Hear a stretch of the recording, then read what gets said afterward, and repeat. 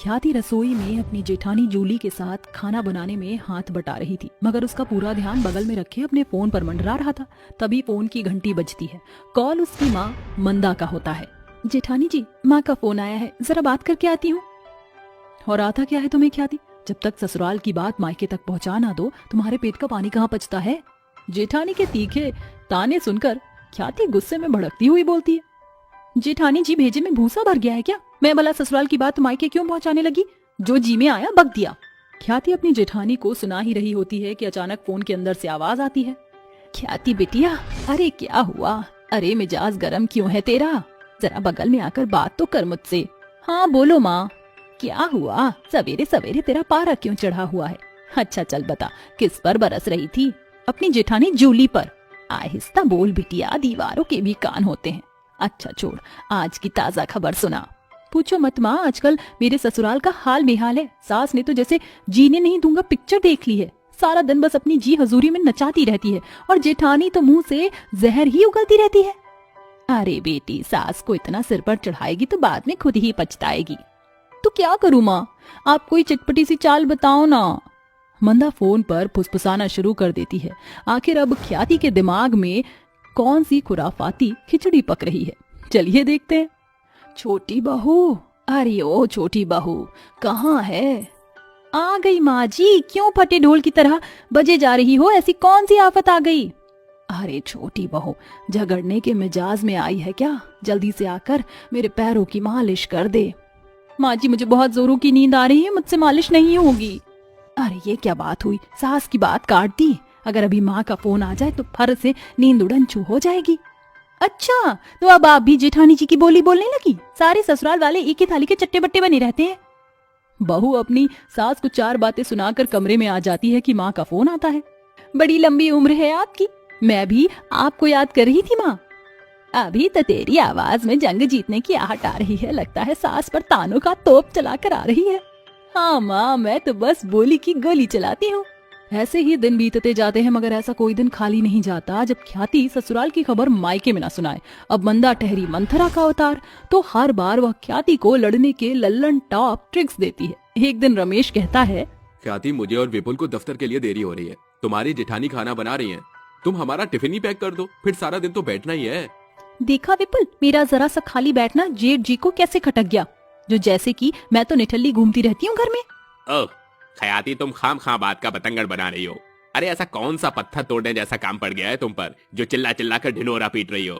पति की बात सुनकर ख्याति का खुराफाती खबरी दिमाग गुस्से से खौल उठता है और वह पांव पटकती हुई खाना पैक करके पति के हाथों में थमा देती है। तभी देर दोपहर फिर से उसकी माँ का फोन आता है। अरे माँ, बड़ी देर लगा दी फोन करने में। अरे बस पूछ मत बेटी, बदहजमी ने जोर लगा दिया था, डॉक्टर के पास गई थी। मंदा ने ऐसा कहा ही था कि बगल में उसकी बहू सुरभि की आवाज आती है। ये तो होना ही था माँ जी। अब आप जो अपनी बेटी के जीवन में जहर घोल रही हैं, तो आप कैसे चैन से रह सकती हैं? माँ, ये भाभी क्या बड़बड़ा रही थी? अरे जलती है हम माँ बेटी के बात करने से, इसलिए आग लगा रही है। तू बता, तेरा मुंह क्यों सूजा हुआ है? क्या बताऊं, पता नहीं मेरे ससुराल वालों ने कौन सा मंत्र मार रखा है विपुल पर, जो वह उनकी ही बड़ाई की गाथा गान लगाए रहता है। अरे बिटिया, कहीं दामाद जी किसी मॉडर्न गोरी के माया में तो नहीं पड़ गए? और हो सकता है तेरी सास दामाद जी की दूसरी शादी कराना चाहती हो। तू आज रात उसका फोन चेक करना, सारा कच्चा चिट्ठा सामने आ जाएगा। उस रात जब ससुराल के सभी सदस्य मेज पर बैठकर खाना खा रहे होते हैं, तभी सास बोलती है, अरे क्या हुआ खबरी बहू, तू अपने पति को ऐसे शक भरी निगाहों से क्यों देख रही है? कुछ नहीं माँ जी, बस देख रही हूँ कि आजकल जयपुर के लिए दफ्तर ही घर बन गया है और आप सभी को कोई आपत्ति नहीं। अरे तो तू क्या चाहती है कि तेरे ससुराल वाले सीआईडी इंस्पेक्टर की तरह विपुल के पीछे लगे रहें? माँ जी, आप सभी मेरी एक बात कान खोलकर सुन लीजिए। अगर आप लोग किसी और फिराक में हैं तो बस ख्याति को अनाड़ी समझने की भूल मत करना। हाँ। इस तरह बहू ससुराल वालों को दबंगई दिखाकर कमरे में चली जाती है और सभी सर खुजाते हुए एक दूसरे की शक्ल देखने लगते हैं। ये रह रहकर छोटी बहू में चुड़ैल चली आती है क्या? कभी झगड़ने लगती है और कभी धमकती है। माँ जी, ये ख्याति की दिमागी उपज नहीं बल्कि माँ बेटी के साथ में मिलकर बनी हुई बिरयानी है, जिसकी शुरुआत ससुराल को बात मायके तक जाती है और फिर मंदा आंटी ख्याति के कान भरती हैं और ख्याति वही राग अलाप हमारे बीच सुनाती है। ये सुनकर सास गुस्से से झुंझला उठती है और कान खड़े करके बहू के मायके से फोन आने का इंतजार करती है।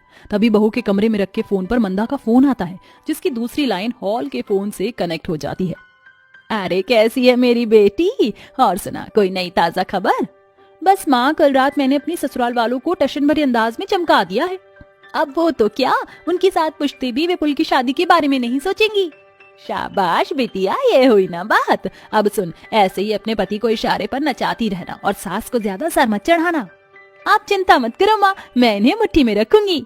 सास गुस्से से आग बबूला होकर बहू के कमरे में आती है और फोन छीन कर कहती है, क्या बात है समधन जी, आप तो विभीषण के जैसे अपनी बेटी का घर ढाने पर लगी हैं। ससुराल में घुलने मिलने की सीख देने की बजाय आप अपनी बेटी से कानाफूसी करती हैं। अगर इतना ही शौक है ना शांति देवी के घर की बात जानने की, तो आपकी बेटी को विदाई दे रही हूँ। फुर्सत से सुनते रहना हर एक बात। सास की ये बात सुनकर मंदा का मुंह सूख जाता है और वह अगले ही वक्त भीगी बिल्ली की तरह बोलती है, अरे नहीं नहीं, ऐसा गजब मत ढाना समधन जी, बहू तो ससुराल की शोभा होती है। अगर 4 दिन मायके में आ जाए तो मोहल्ले में बातें उठ जाती हैं। मैं तो बस बिटिया से हाल पता पूछती हूँ, मगर आपको एतराज है तो अब मैं फोन नहीं घुमाऊंगी, रखती हूँ। जय श्री कृष्णा।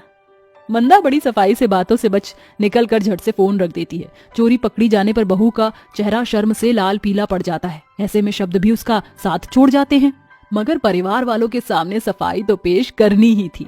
मुझे माफ कर दीजिए माँ जी, मुझे ससुराल की बातें मायके में नहीं भेजनी चाहिए थी, पता नहीं कैसे जुबान फिसल गई। ये सुनकर ससुराल वालों की हंसी छूट जाती है।